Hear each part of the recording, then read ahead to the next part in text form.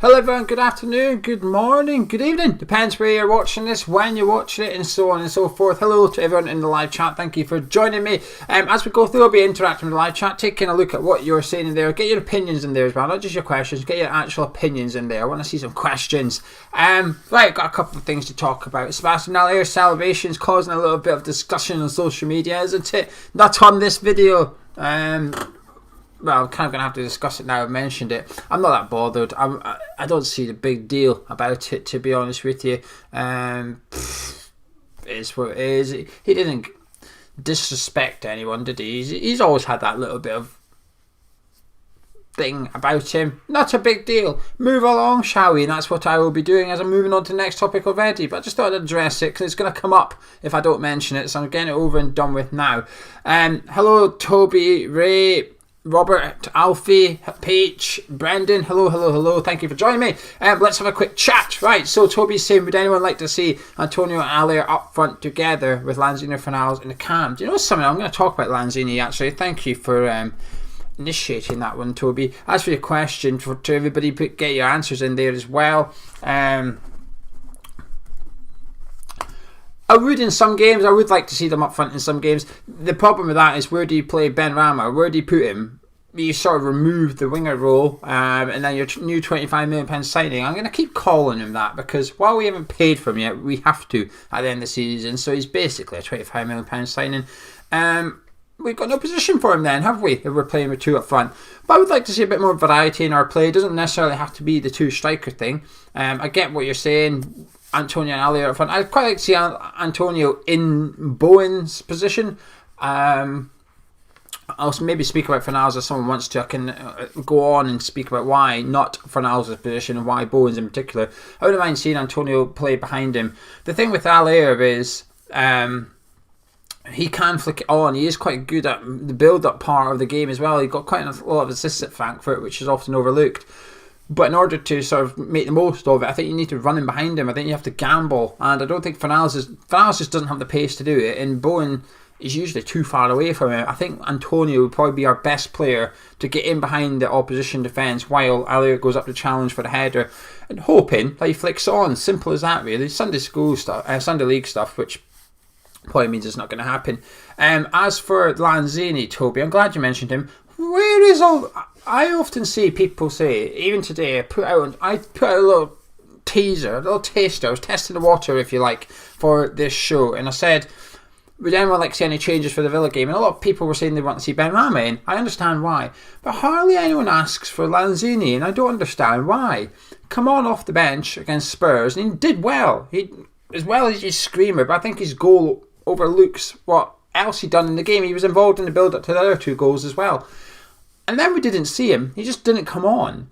Then he came on against Sheffield United, and I thought he looked quite good, to be honest with you. I thought Lanzini looked all right against Sheffield United. He wasn't overly effective, but he only had 15-20 minutes, didn't he? But I thought he looked neat and tidy. I thought he was taking players on. I thought he got back and defended when he had to. So I don't know why... Well, I do. I understand why there's a big cry for Benrahma, but what I don't understand is why there isn't a big cry for Lanzini. I'd like to see Manu. If we were doing one change for the Villa game, if Moyes was taken out for Fornals or Bowen, I would like to see Lanzini start ahead of Benrahma. I think he deserves it first and foremost. I'm not saying Benrahma doesn't deserve an opportunity, but I think Lanzini has earned his prior to Benrahma earning his, if that makes sense. Where's Lanzini? That's what I want to know. I think he's done well. I like him. And I want to see more of him. If he's getting back to his old self, which we saw little glimpses of, then I think we'd be foolish not to capitalise on it. And also stupid not to sort of encourage it a little bit. Keeping him on the bench is not going to do him any good. Anyway, I'm just a bit confused. I don't know why there's not been as big a call for Lanzini. Anyway, people coming in. So I just want to say a quick hello to some people. Lee, Charlie, Dave, Lewis, Stuart, Iron, KP, Maverick, Stevie. Oh, hello, Vinny. Thank you all for joining us. Put your opinions up as well, not just your questions. I like to read out opinions on this one. Like this one, for example. Modern Life is Rubbish. I mean, I agree with your username. Says that he likes Haller and Lanzini's link-up play. I thought they looked good as well. Robert says people are excited to see Benrahma because of his YouTube highlights. it looks like we're missing Messi. Does Moyes not like what he sees? I don't think Moyes wanted him. I think if Moyes put him in as a success immediately, he sort of justifies David Sullivan picking all the players in the transfer market, doesn't he? I do think, Robert, a lot of people have seen Benrahma for Brentford in the Championship, so I understand why people want to see Benrahma. I get it. I want to see Benrahma.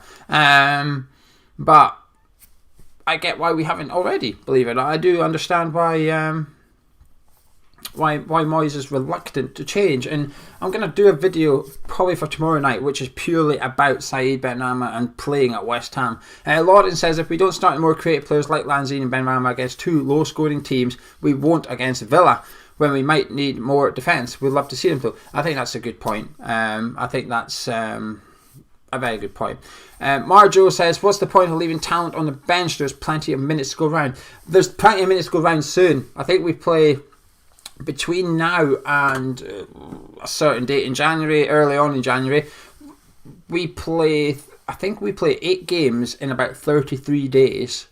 It's a lot of football that we are going to have to start using our squad. And actually, the one thing that I would have liked to see, one thing I was disappointed to see on Sunday against Sheffield United, I didn't mention it in any of the videos because we've just won, and it's a bit of a negative thing, and it's just not really necessary. Sometimes I like to believe it, not just enjoy the win a little bit, and only observe what I've seen rather than what I didn't see. Does that make sense? So what I didn't see was a youngster on the bench. We had no Yarmolenko. Yarmolenko's self-isolating for testing positive, and Antonio was deemed not fit enough for the bench. That's fine. I understand that. I think it's not a bad policy protecting one of your best players at the club. But instead of then promoting a youngster to the bench as a striker, we had Lanzini and Benrahma as our attacking options. Now, it's not the end of the world, but I struggle to see a scenario where Mark Noble and Robert Snodgrass would have both entered the field of play on Sunday. I don't... Even if Rice and Soucek got injured, would we have played Snodgrass and Mark Noble centre midfield? I'm not convinced we would have. I think we would have probably dropped Fornals in there for the energy, if you like. Therefore, I'm not sure why we have Snodgrass and Mark Noble. I get it that Snodgrass can play other positions, Mark Noble's more of a centre midfielder, but I do think we missed an opportunity there to get the young player, the young lad on the bench. I can't remember his name. I should have wrote it down. He's the young player that we signed from Man United that looks like he's going to become an extremely good player. And I just think that on Sunday we had a really good opportunity to put him on there because he's not going to get it against Villa because Antonio's now fitter. There we go. Modern Life is Rubbish. I'd like to see Odubeko. I think that's his name. Odubeko. That's him. I don't know if you've spelt it right. I think you're missing an L. I think there's an L in his name for some reason. Marjo says development is important, but the balance is hard. It is hard, Marjo. But this is why I think there was an opportunity there on Sunday. Moyes could have very much blamed Yarmolenko's COVID and Antonio not being quite fit enough for having to include the young lad on the bench. Moyes could have said, I've had to put him on there because I need a striker on the bench, and that's all I've got at the club. It could have been a swipe at the board as well to say, go get me Josh King. You haven't got me enough strikers here. But we never saw him, and we get told often by Moyes and David Sullivan that we want to build a young team, etc. And I just felt like, well, I'm not seeing much evidence of the youngsters coming into the squad yet. I thought there was a good chance there on Sunday. When they're going to play, I know Ben Johnson made it onto the bench, but that's because of an injury, which we'll get onto in a second. When they're going to play the FA Cup, I'm not even convinced they will. When the FA Cup comes round, he's going to want to play Yarmolenko, Snodgrass, Noble, Craig Dawson. He's going to want to get the senior players on the pitch that haven't had enough minutes this season to keep them happy. The youngsters' route into our first team at the minute looks a bit blocked. And I know you have to be good enough, but I'd almost like to find out, to be honest with you. Ben Davies, Sean Weston said we're in for Josh King. What's my thoughts on a player? I've got two separate opinions. This hand here says if Moyes wants him, if Moyes genuinely wants Josh King and he was one of his main targets in the summer, then I think we should go get him. I think you back your manager, you get the manager the tools he wants, give him the weapons he wants and let him fight with his own sword. I hate seeing managers die on another man's sword, if that makes sense. I don't like it. It doesn't sit quite right with me. So Moyes must be given the players he wants, and if he struggles, it's his own fault. But if he doesn't get the players he wants and he struggles, while it's partly Moyes' fault, it's not just Moyes' fault, is it? That makes sense. But on the other hand, I think he's an average Premier League player. I don't think he's great. I think he's okay. He's touching 30, isn't he? Was he 28 years old, 29? I think he's all right. When I watched him at Bournemouth, I never thought, oh yeah, I'd love to have Josh King at West Ham. I looked at David Brooks maybe. Once upon a time I looked at Lewis Cook before his big injury. I looked at Nathan Ake and thought I'd like to see them at West Ham. Didn't really think it with Josh King, so I'm not going to pretend I would be, but I think he would suit what Moyes likes, and I understand why Moyes wants him.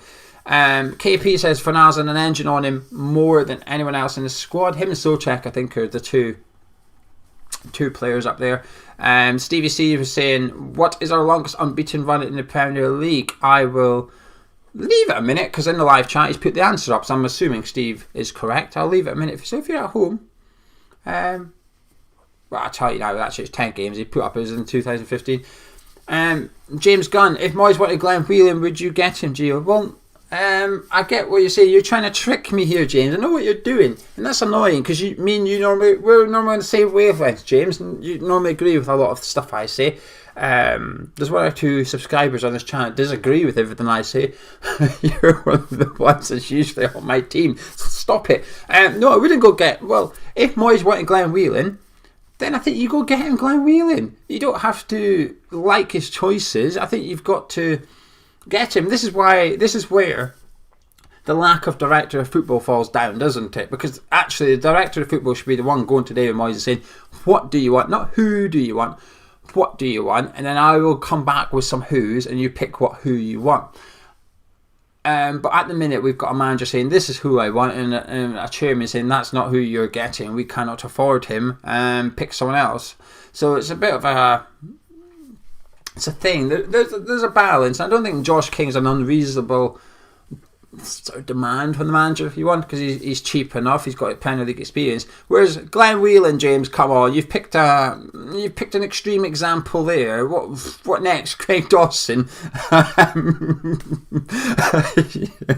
don't know why I'm laughing at my own jokes. At least I amuse someone, even if it is myself. What do you think Fornals' market value is? I mean, that's an interesting question by KP.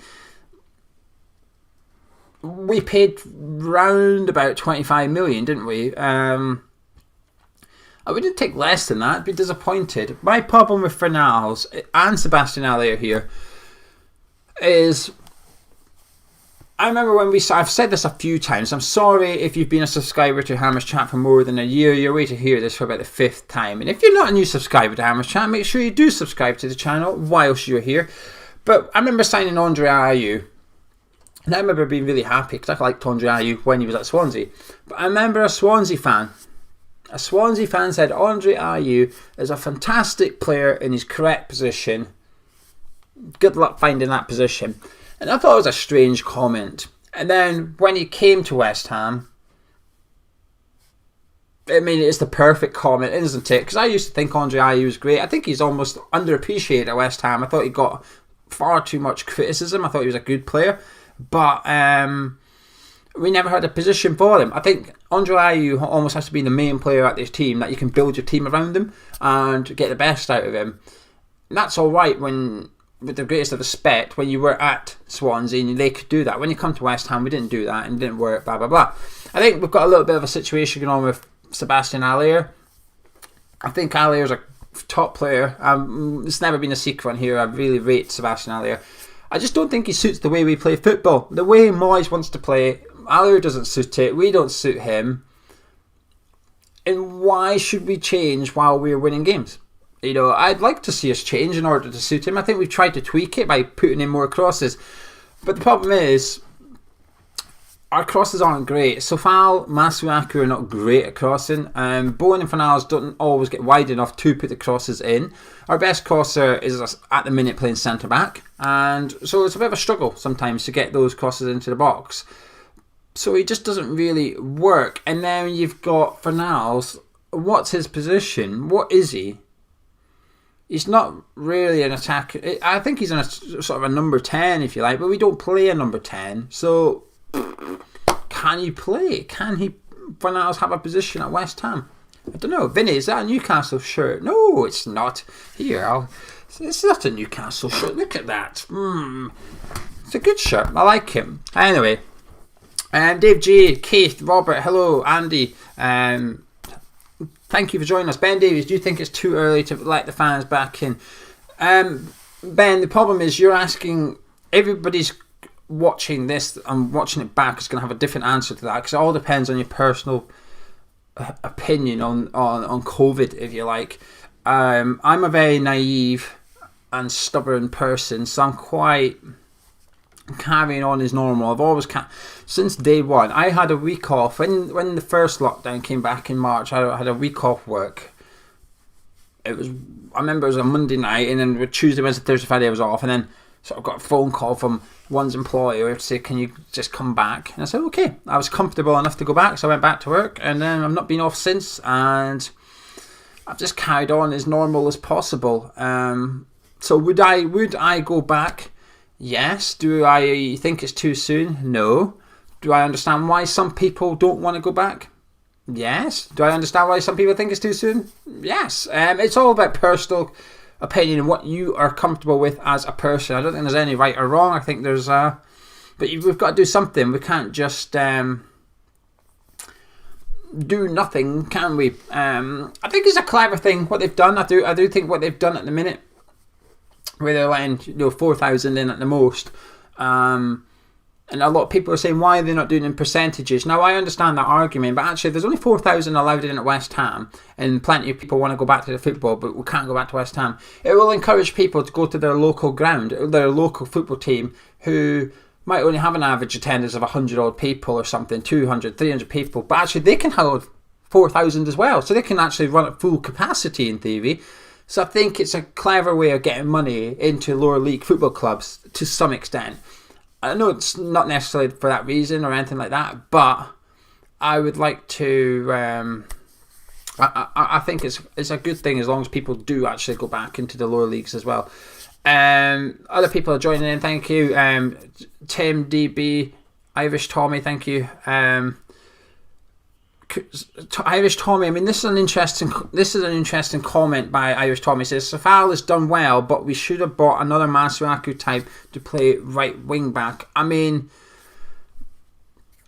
I don't want to say that's an unpopular opinion, Tommy, but it's a touchy subject. I put a thing on Twitter which said that. I'll read out, actually. I shall read out what I did on Twitter earlier. I haven't been... The old Hammers chat thing, I tried to put out a couple of personal opinions just to keep the old account active. And what I said about Coufal, I'll read it word for word. So I said, great start, all things considered, and looks a very good right back, but unsure about the wing back part when going forward. Felt against Sheffield United, we concentrated on going down the left more than usual, which helps Coufal, solid defensively though, and look consistent. That's as much as I could fit in the tweet, and that was me summing up.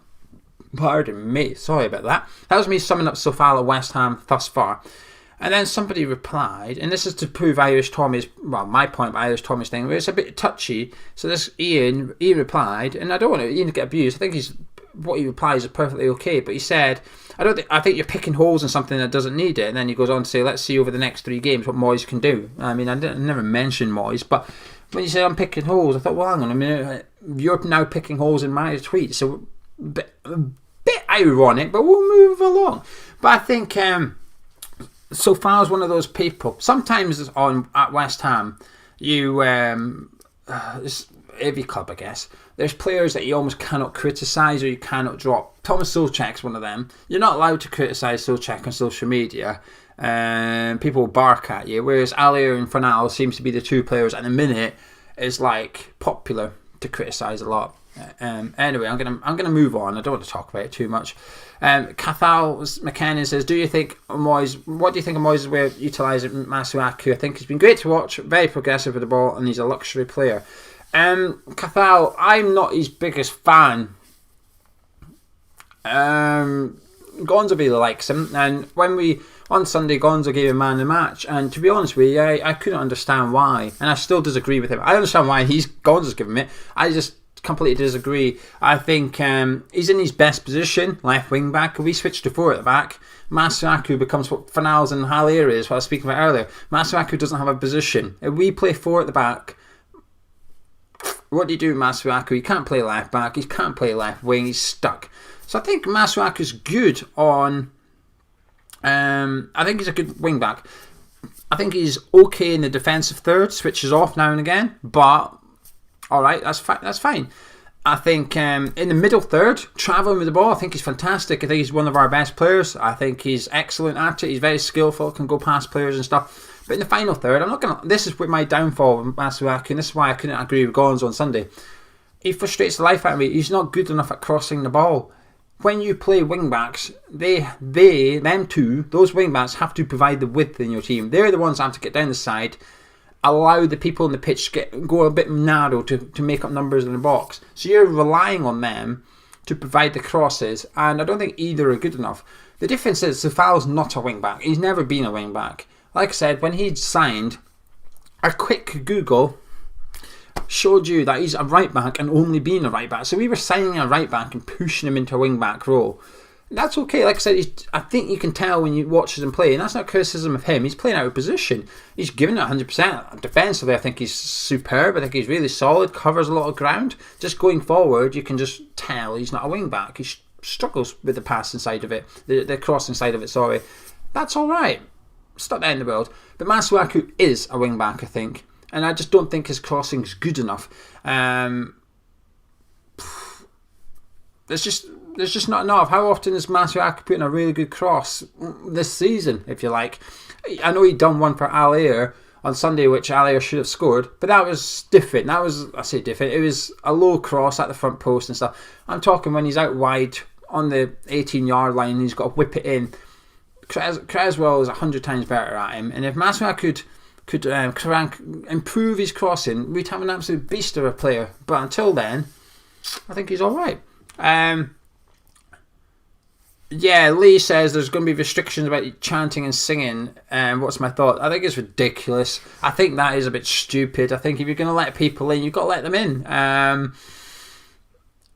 Almost got to just leave them be. I think with those people going to the games, those people that will go to the games immediately are comfortable going. You don't go, and if you're not comfortable, if you're wary of the whole virus thing and that, and someone says, do you want to go to West Ham's first game back, chances are you're not going to go. You're only going to go if you're happy, because you've got to get on the transport, you've got to get on public transport to get to the ground, so on and so forth as well. So it's not just the game. And as for shouting in that, I mean, I don't know, it's just, why would you go to sit on your hands to watch the football? It's not a thing, is it? It's sucking the fun out of being a fan. This is the one thing that would stop me going back, is that it's not going to be the same for a long time, is it? The experience is going to be different. And it's not just the game itself, it's the pre-match with your friends and stuff. All that's going to be different, and I don't know how enjoyable it's going to be. It's a bit... The fun factor's gone, isn't it? It's not good. But then we need to do something. We need to get people back somehow. So I think it's the right thing. Stevie C, how many more players come in before it's called the Moyes team? I mean, that's an interesting question, isn't it? Because you look at the team we've got. You look at our starting 11. Well, let's just run through them together. And in the live chat, if you're watching this live, in the live chat, put up how many players I named that you think is a David Moyes player. Not David Moyes signed him, but he fits what David Moyes likes to do. We'll just go through the starting 11. So we've got Fabianski. Then we've got Balbuena, Ogbonna and Creswell. That's 4 so far. How many of those are David Moyes players? Then we've got Coufal, Rice, Soucek and Masuaku. And then we've got Bowen, Fornals and Antonio. We'll go with Antonio, not Haller. David Moyes' first choice 11. How many of them 11 are David Moyes players? I would suggest 9.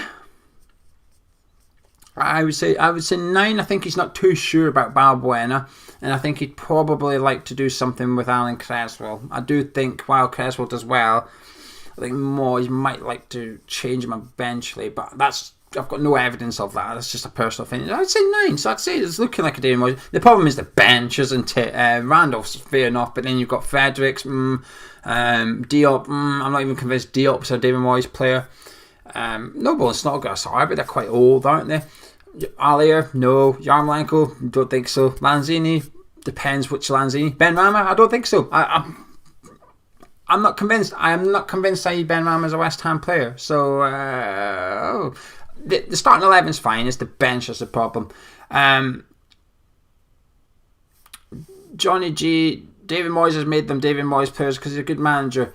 Well, why has he not made Sebastian Haller a David Moyes player? Why has he not made Felipe Anderson a David Moyes player? He's done well with some players, but there's some players he's not managed to make David Moyes. So I'm basically just waiting on Johnny's answer here. I'm not arguing with him. I think it's a good point, but I'm just playing devil's advocate. That's my honest opinion, to be fair, though. I think he's got a point, but I think I've also got a point as well. So, Johnny, over to you. Let's play chess, mate. Iron F1 says, I think Moyes probably likes Haller. He used to fancy big man in his Everton days. He did. He does. He did play 4 at the back, though, at Everton. He used to have, Baines and Coleman, or Tony Hibbert back then. He had Hibbert for a while. Phil Neville, he liked him as well. But then he'd like to do that sort of 2-3-1 formation with Fellaini, Pienaar, Teta, Cahill. And he did have the big striker, but he had more players around the big strikers. So, we'll wait and see. Johnny says, because Haller and Anderson are too soft. I mean, yes, that's fair, I guess. But Moby Dick, I thought Bowen got a lot of stick, but his work rate is immense. The fake David Moyes YouTube account says Bowen is a class act. I think he does work hard, Bowen. I think he frustrates a lot of people sometimes. I think sometimes you can tell the difference between Bowen and a world class player. Now, no one's saying Bowen should be a world class player, but I don't think you tell the difference. And I think people now want to see Benrahma. And I think that means Fornals and Bowen's performances are under the microscope more than ever and harsher than ever. Whether that makes it right or not, I can't say, but I think everybody's going to look at them. No one's looking at Masuaku and saying, how well is this guy playing? Because we don't have someone on the bench to come in and take Masuaku's position. That's why we're only looking at Fornals and Bowen at the minute, because we all want to see Benrahma and Lanzini. We all want to see them. No one's looking at Rice and Soucek because nobody wants to see Mark Noble. With the greatest of respect, nobody wants him in the team. The only players we want in the team that isn't in at the moment is them two, and then eventually Mikel Antonio. So that's why I think the 3 attacking players are the ones that are focused on so much by the fan base at the minute, and I understand it. I do understand it. And Mixie says they forgive Bowen because he's a grafter. Robin says that he thinks Nolan's influence has been underestimated. As soon as he arrived, it started to get better. I mean, that's true. That's true. I do think, though, you can't really say it's Nolan, but you can't say it's not Nolan. We don't know, do we? And I just like to think it's a team performance by Moyes and his management team. I just think it's a collective input and stuff. Anyway, I'm going to start wrapping this up. Half an hour? How have I been chatting for half an hour? I do talk a lot, and I do talk fast. I'm sorry for anyone that's tuned in for the first time and struggled with one's chatting in this accent, but you made it to the 29 minutes. I would suggest you've done pretty well and got used to it as we go. Anyway, thank you to everybody that joined me in the live chat. I much appreciate it, because I've come on here with no topic. I wrote down 3 and I got through 2 of them. I missed one of them. That was Ryan Fredericks' latest injury, and if he's leaving in January, which is possible. Tomorrow night I'm going to do a video on Saeed Benrahma and how or why is he not, or how does he get into the starting 11 at West Ham. Bit of a geo-think bank, that one. Just me chatting rubbish for 10 minutes probably. And then possibly on Thursday I'm hoping to have a video from people, not myself and Gonzo, we might be in it, but from other West Ham fans. If you want to get involved, actually, you can maybe email us, hammerschat@gmail.com. Basically, it's should David Moyes get a new contract or not, their opinions. It would be a minute or 2 minutes from each person on their phone, just saying why, yes or no, and why.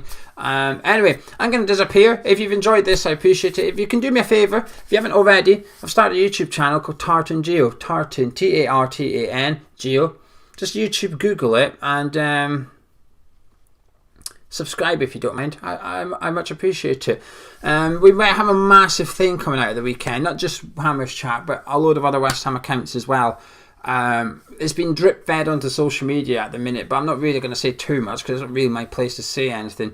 So hopefully towards the end of the week there'll be a little update for you all and something. Anyway, I'm going now. I'm sorry. Drop a like on the video if you enjoyed it, subscribe to you right here, and we'll catch you in a bit.